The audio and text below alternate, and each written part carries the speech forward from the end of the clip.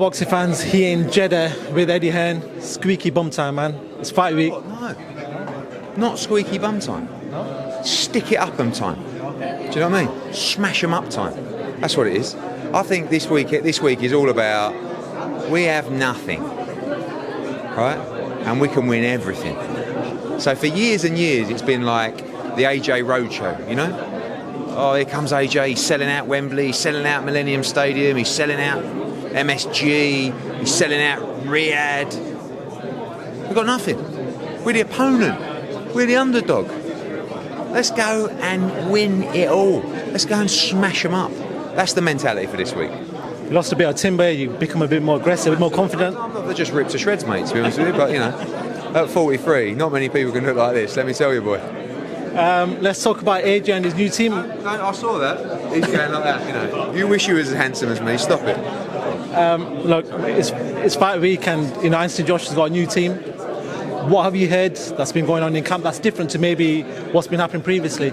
You know, I hear that camp's gone really well. You know, I mean, I heard that last time. And it did go well, but the game plan was wrong. So Robert is going to be really earning his corn this week, Robert Garcia, because he's got to be vocal in the corner, he's got to get the game plan right, he's got to be ready to adapt the game plan because of the brilliance of Oleksanr Usyk. But again, you know, a lot of it's down to mentality that I said earlier, and that's the mentality I feel like you have to adopt in this fight, is you're the underdog, you're the challenger, but Robert Garcia are going to be playing a very, very key role on Saturday. I've been hearing to the build-up of this fight through a lot of people that AJ has to be a lot more aggressive. You just said it there. But is there levels to Oleksanr Usyk as well? He's well-known, he's got a massive pedigree, he's conquered the cruiserweight division. There must be more levels to Usyk than there is to Joshua, right? Not really. I mean, it depends on, you know, what people are capable of doing. Can Anthony Joshua go in there and knock Oleksanr Usyk out? 1,000,000%. He can. Will he do it on the night? Oleksanr Usyk, can he be better than he was at Spurs? Probably. Do you know what I mean? He's put on this extra weight, apparently. What will he do? Will he be more aggressive in the fight? Will he try and walk down? At the end of the day, you know, once you get in there, it's a fight. You know, and there's levels, there's quality, but it's still a fight. And you're talking about two very good, very skilled heavyweights. You're not talking about one guy that is like levels and levels below the other. You're talking about two elite heavyweights that are both capable of winning this fight. That's why it's such a tremendous fight. So, you know, I think when you look at it on paper, after the Spurs fight, Usyk's a favourite. Good, let him be the favourite. You know?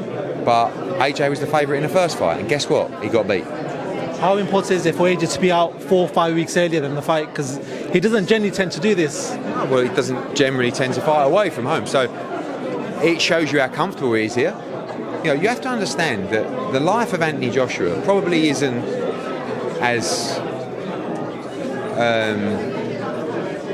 pleasant as some people might be. And people say, oh, be quiet, Eddie, he's got all this money, he's got this. It doesn't really matter. This is a young man that just likes being with his pals, doing normal things. And you can't do normal things in England with AJ, because everyone knows who he is. He can't walk out of his house without getting mobbed by people. He can't go for a coffee, can't go for a game of football, can't go over the park for a laugh. But he can over here. And he likes that. You know, he's had a great time, he had a great experience for the Andy Ruiz fight. He feels comfortable here. And those 4 weeks that he had here, it's not really about acclimatising, because it's 2 hours difference. You could do that on 1 week. But he's here with his team, he's in a great place. And all I can tell you is he's ready. He's ready. Is this Oleksanr Usyk's last fight with you guys, with Matchroom? This is, I mean, his promotional deal ended 3 fights ago. But we did the Derek Chisora fight, was like a one-off fight, and then these 2 fights, ultimately the first fight and a rematch calls have led to these 2, and then after that he's free to go where he wants. But, you know, I believe as a loser coming out of this fight. Is everything good with you and Sky Sports? Because obviously they're covering this fight, they're going to be, you know, sort of wanting to interview everyone. Is everything amicable, everything good between you guys? Will you be able to do interviews with them? Yeah, I mean, if they want to interview me, I mean, I've never turned down an interview in my life. I've just given 12, I don't even know who I've given them to. Maybe even Sky. So it's my job, that's what I do. And I would never be petty enough to say, oh, they're not giving our shows exposure anymore, and, you know, etc. They're the UK broadcaster. The Zone have the fight in, I think, 190 countries. There's other broadcasters as well. and more than happy to give him my time. Got a lot of friends there. We do a lot of business with Sky across a lot of different sports. It's competitive, but that's good. It's good for boxing. Tyson Fury's got 10 days to confirm his retirement with the WBC. Do you feel like after Saturday he's just going to call Anthony Joshua? Maybe that's where everything starts rolling if Anthony Joshua wins? That fight will always be the biggest fight in the division. Win, lose or draw for AJ at the weekend, but we're not interested in the lose and draw bit. I believe AJ wins on Saturday, and I believe Tyson Fury comes out of retirement for the 467th time and fights Anthony Joshua. But all that matters is Saturday, honestly. Like, AJ, Fury can retire, unretire, fight Chisora, do this, do that. Saturday night, it's just all that matters. Him and Chisora, Palzo, is it just a bit of jokes, a bit of banter? Pals, but I don't know. Maybe a little bit of underline. I mean, there's no bad blood. They're not going to chin each other in the street, but I don't know. Just 2 questions away from this fight. I want to talk about Bivol versus Buatsi. We know that there was talks going on. Obviously, them talks have been scrapped. From what we're hearing is that now it's going to be Gilberto Ramirez next in line to fight Bivol. What's the latest on that? So we filed an exception with the WBA to allow Bivol against Buatsi, which was rejected, and they said we'd like him to fight Ramirez instead. We're negotiating that fight at the moment with Golden Boy. Joshua Buatsi has a final eliminator for the IBF against Jean Pascal. I'm also got one eye on Callum Smith this weekend because that's a huge fight for him in the division. And we'll see where it goes. You may still see Bivol against Buatsi next, but looks like it's going to be Bivol against Ramirez. And if so, it's very likely that Joshua Buatsi will fight Jean Pascal in a final eliminator for the IBF. A quick one on your old mate Jake Paul. A lot of fights seems to be failing. There's a lot of talk between him and KSI and stuff like that. What do you make of that? Because obviously DAZN are involved with KSI now with his next fight.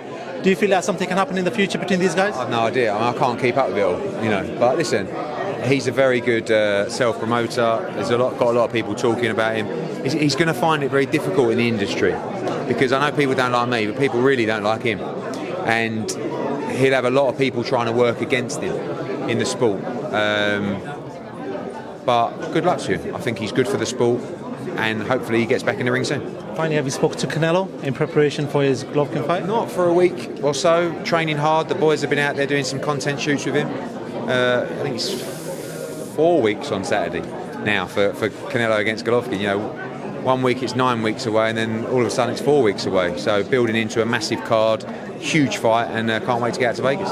Happy with the schedule for the rest of the year? Some big fights coming up, like yeah, and we've not really announced. We've got September, October, November to announce this week. Obviously, you've got AJ against Usyk. You've got September. You've got Canelo against Triple G. You've got Eubank Jr. against Ben, which is a monster, and so much more to come. So flying. Yeah, no doubt we'll be catching you in the week. Thank you very much for giving us your time.